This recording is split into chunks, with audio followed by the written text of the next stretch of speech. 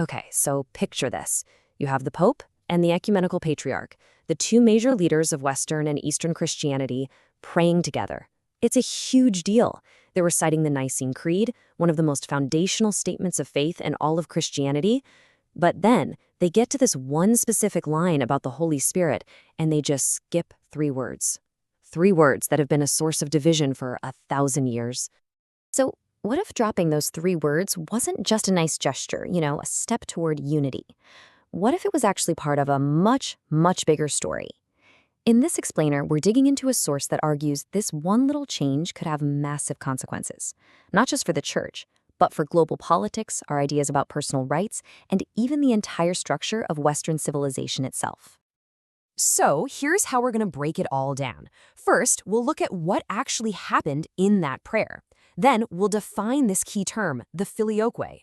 After that, we'll explore the source's really big claim that it's the West's metaphysical anchor. We'll also look at the global spirituality agenda it supposedly stands against. And finally, we'll connect all this high-level theology to real-world governance. Right, so let's go back to that moment. What exactly was left out? And according to the source we're looking at, what did that omission really signal? At first glance, the difference seems tiny, right? In the East, the Nicene Creed says the Holy Spirit proceeds from the Father. But the Western version adds 2 little words, and the Son. In Latin, that phrase is filioque. And believe it or not, for centuries, this single clause has been one of the biggest sticking points between the 2 halves of Christianity. So, according to the author we're examining, leaving out in the Son during that prayer was a huge symbolic move. It's seen as the West basically conceding to the East, effectively wiping away more than 1,000 years of its own unique theological development. The argument is that this kind of simplification helps create a watered-down, one-size-fits-all creed, making it easier to merge different beliefs later on. So, this brings us to the main event, the term itself. To really get what the source is arguing, we have to be super clear on what the Filioque actually is. Okay, so on the surface, it's pretty simple. Filioque is just Latin for "and the Son." It was added to the Creed in the West to make a very specific point about the Trinity, that the Holy Spirit doesn't just come from the Father, but from the Father and the Son together. And this is the absolute core of the argument. This isn't just a fight over words. The source says it's an ontological dispute. That's a fancy word, but it just means it's about the fundamental nature of reality itself, the very structure of how being works, starting with God's own inner life. So, how does this one theological detail lead to the source's most explosive claim? Well, the argument is that this little clause is nothing less than the metaphysical bedrock for the entire Western way of thinking. The central claim here is that the Filioque isn't just another piece of doctrine. It's presented as the metaphysical operating system for Western civilization. It's the deep code, the underlying architecture that has shaped how the West sees reality. And if you follow that logic, the effects are enormous. According to this source, the Filioque is what provides the deep metaphysical foundation for all these core Western ideas, things like personal agency, moral responsibility, natural law, those inalienable rights we talk about, and even constitutional government and the rise of science. But how does that work? Well, the key is the role of the Son, who is also identified with the ancient Greek concept of the logos, which means things like divine reason, order, logic, the underlying pattern of the universe. So, if the Holy Spirit proceeds through the logos, then that means reason and structure are woven into the very fabric of existence. This, the author argues, is what anchors our belief in an ordered, knowable universe and the very idea of objective truth. Okay, so if the Filioque is the anchor holding all this in place, the source then claims there's a movement actively trying to cut that rope, and it's framed as a push for a single global spirituality.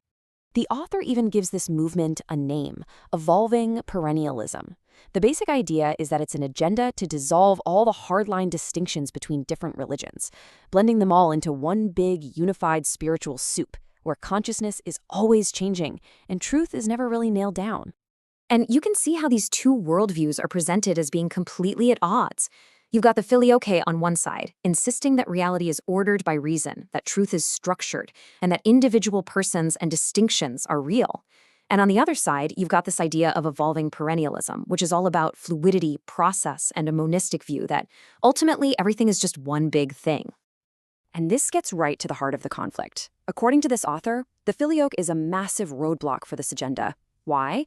Because it anchors Christianity in a specific, non-negotiable reality. It insists that there are real, structured relationships, which prevents it from being easily dissolved into some generic, all paths lead to the same mountain kind of spirituality. So let's tie this all together. How do we get from a theological debate about a prayer to real-world global governance and civic life? The source lays out what it sees as a clear chain of events. The argument is basically a domino effect. Step 1, you omit "and the Son" from the creed. According to this view, that weakens the role of the logos, of divine reason, as a central principle. Step 2, once reason is sidelined, the philosophical foundation for concepts like distinct personhood and inalienable rights starts to crumble. And the final domino to fall, this erosion of the individual paves the way for a new system of top-down global governance and technocracy. So why does all this matter? The source lays out some pretty stark warnings. Without the logos as a metaphysical anchor, our inalienable rights are no longer self-evident truths. They're just suggestions. Truth itself stops being objective and becomes whatever the people in power say it is, and authority shifts away from a moral law that we discover to a managerial system that's simply imposed on us. Ultimately, the sovereignty of both individuals and nations is put at risk. So when you put it all together, the source offers a pretty radical reframing of that prayer. It's arguing that this wasn't really an act of unity at all. Instead, it was an act of profound metaphysical reengineering, designed, whether intentionally or not, to start dismantling the very foundations of the West. And that leaves us right here with the central question this analysis poses. Was this a beautiful, simple gesture of reconciliation between two ancient churches? Or is the omission of three small words actually a key move in a much larger geopolitical and metaphysical game? The implications, as this source argues, couldn't be bigger.